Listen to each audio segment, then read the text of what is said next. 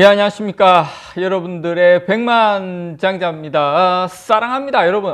저는 오늘 여러분 이 뉴스 박수 한번 치고 가보도록 하겠습니다. 물론 우리가 잘해서 이런 결과가 나온 건 아닙니다. 우리가 잘해서 이런 결과가 나온 건 아닌데, 정말 삼성전자 그리고 SK하이닉스 정말 하늘이 돕는다. 저는 하늘이 돕는다 이런 생각이 듭니다. 자, 미국의 수출 통제 압박에 애플 아이폰에 탑재되려고 했었던 YMTC, 중국의 양츠 메모리죠. 낸드 플래시 업체입니다. 양츠 메모리가 생산하는 이 YMTC 낸드 플래시 메모리 반도체의 아이폰 탑재가 보류가 됐습니다. 사실상, 애플과 중국 YMTC와의 밀월이 중단이 됐습니다. 중단.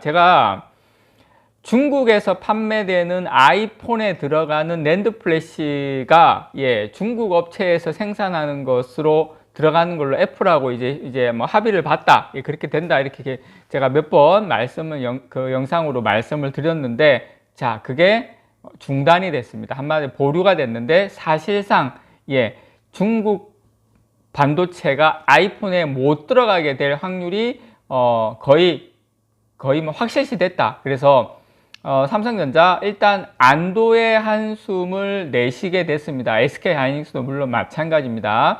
지금 낸드 플래시 같은 경우에는 한국하고 중국의 기술 격차가 한 1년에서 2년 정도로 좁혀졌다는 평가가 나오는데, 저는 그 정도는 아니라고 생각을 해요. 더 벌어져 있다고 생각을 하는데, 어쨌든 중국의 뭐 이런 한국의 추격 이런 게 좀 다소 제동이 걸렸다는 소식이 지금 여러분 보시는 니케이 아시아에서 나왔습니다. 일본 니케이가 정보는 정말 빨라요. 제가 봤을 때 정말 인정합니다, 여러분. 그래서 니케이 아시아, 그 니혼게이자입니다. 니케이 아시아 신문의 이 내용에 보면, 애플은 중국 정부의 지원으로 주요 경쟁사 대비 최소한 20% 정도 저렴한, 그러니까 SK하이닉스나 뭐 키옥시아나 이런 업체보다, 제가 알고 있기로는 20%보다 더 저렴한 걸로 아는데, 어쨌든 한 20% 정도 더 저렴한 가격에 납품이 가능한, 또 애플 입장에서는 또 싸면 좋으니까 이 YMTC 중국의 양츠 메모리의 메모리 반도체를 이르면은 뭐 올해부터 아이폰에 탑재할 예정이었습니다.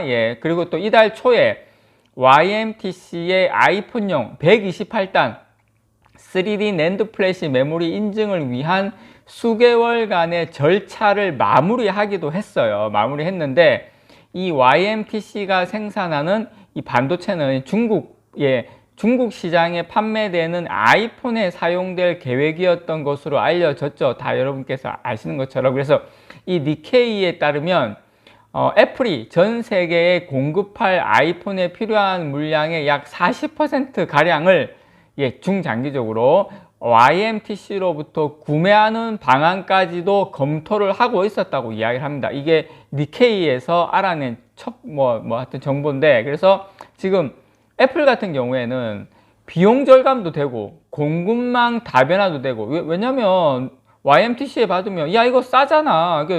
비용 절감이 엄청 되죠. 또 공급망을 다변화시키니까 본인들은 훨씬 유리한 입장으로 가져갈 그런 차원에서 YMTC와의 협력을 추진을 했어요. 물론 또 중국 정부가 또 뒤에서 또 막 이렇게 좀 협박도 하고 했겠죠. 그래서 그렇지만 최근에 조 바이든 미국 행정부가 이걸 간파하고, 애플 너희들 하면 안 돼, 이렇게 지금 정부에서 이야기했는데, 애플은 그냥 뭐 눈 딱 감고 이렇게 하려고 하다가 했죠. 그래서 미국 정부에서 상무부가 발표를 했죠.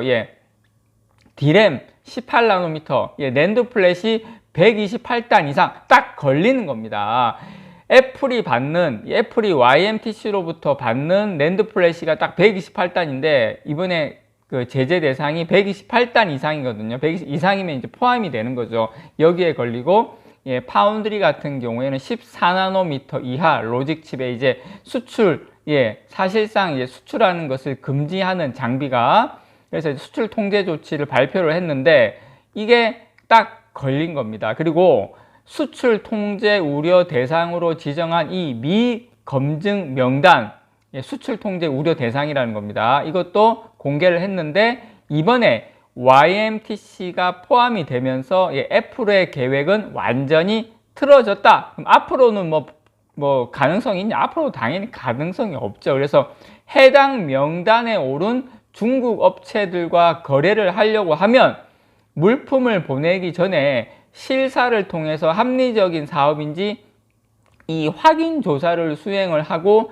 당국에 추가로 허가증을 신청을 해야 되는데 사실상 하지 말라는 거죠. 그래서 니케이 아시아는 미국 상무부의 고위 관리를 인용을 해서 이 명단에 오른 기업들이 약 60일 동안 필요한 정보를 제공하지 못한다면 공식 블랙리스트에 이름이 올라서 반도체와 반도체 장비 수출이 제한될 가능성이 상당히 높다. 그래서 사실상 YMTC는 이제 끝났다. 그리고 애플하고는 끝났다. 그래서 애플은 중국 현지 시장에서 YMTC의 제품을 사용하고 싶어 하지만 중국 현지라도 사용하고 싶어 하지만 지금 현재 규정대로라면 YMTC가 애플이 원하는 이 낸드 플래시를 수년간 공급할 가능성은 지금 상당히 매우 낮아졌다. 자, 그러면 할 수 있는 건 지금 사실상 YMTC는 이제 128단도 힘들다 보니까 지금 이제 200단으로 넘어가는 상황인데 YMTC가 128단까지도 못한다는 것은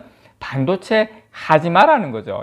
중국 너희 이제 하지 마라 이 말입니다, 여러분. 그래서 지금 애플이 만약에 YMTC를 선택을 한다면 중국의 메모리 반도체 산업이 사실상 약진할 가능성이 사실 높았는데 뭐 디램은 좀 힘들겠지만 낸드라도 쫓아갈 가능성이 높았는데 이제 그 가능성조차 완전히 사라지게 됐다. 이 말씀을 제가 여러분들에게 좀 드리고 싶은 겁니다. 자, 그래서 여러분들께서 이 부분에 대해서 조금 이제 걱정을 아마 하셨을 건데 그리고 참고로 이 말씀을 좀 드릴게요. 애플 같은 경우에 낸드 공급 업체로 삼성전자가 삼성전자보다는 SK 하이닉스하고 일본의 키옥시아 쪽에 낸드 공급 업체로 제가 들어가 있는 걸로 알고 있어요, 지금. 그리고 이제 그 세 번째로 YMTC를 낙점을 한 거예요. 사실 SK 하이닉스나 키옥시아 물량이 줄어들면 그게 어떻게 됩니까? 다른 회사한테도 삼성전자한테도 분명히 영향을 미치죠. 어쨌든 YMTC가 이제 완전히 없어졌기 때문에 삼성전자 그리고 SK 하이닉스에게는 아마 상당히 큰 다행이다라는 거 여러분께 말씀을 좀 드리겠습니다. 그리고 일각에서는 애플이 중국 당국과의 거래가 있다는 의혹이 사실 끊임없이 나왔거든요. 작년 12월 미국의 이제 IT 매체에서 애플 내부 문서 등을 근거로 팀 쿡 애플 CEO가 2016년 5월 달에 중국 정부하고 한 2,750억 달러, 우리나라 돈으로 한 370조 원 규모의 투자 계약을 체결을 하고 중국산 부품, 소프트웨어 이런 것을 적극 도입을 약속하기도 했다. 보도가 나왔죠. 그리고 중국의 애플의 점유율이 상당히 올라가기 시작을 했죠. 삼성전자 같은 경우에는 거의 지금 삼성전자가 한때는 중국에서 20%까지 갔다가 스마트폰 말씀드리는 겁니다. 지금 거의 뭐 0%까지 내려왔는데 이런 것도 한 요인이 되지 않나 저는 그렇게 생각을 합니다. 참고로 지금 애플이 중국에서 차지하는 점유율이 한 20% 정도 되는 것으로 알고 있습니다. 그래서 지금 비보가 한 19%, 오포가 한 17%, 그 정도 되는데 중국에서 상당히 잘 나가고 있다, 아이폰이. 어쨌든 지금 YMTC의 점유율은 사실상 아직까지는 상당히 미미합니다. 미미하지만 어쨌든 한국 기업의 추격에 나선 중국의 어떤 움직임을 좌절시킬 수 있다는 걸 저는 상당히 호재라고 생각을 합니다. 자, 화웨이를 미국이 무너뜨린 것처럼 미국이 삼성전자의 메모리 반도체의 가장 큰 경쟁사였던 YMTC도 사실상 끝났다. 저는 오늘 이 소식, 오늘 이 뉴스는 최근 한 달 들어서 가장 큰 삼성전자에게 그리고 SK 하이닉스에게 호재라는 생각을 하고 있습니다. 장기 투자하시는 분들 입장에서 이것보다도 더 좋은 소식은 없다. 저는 이렇게 생각을 합니다. 이상 여러분들의 백만장자였습니다. 사랑합니다, 여러분.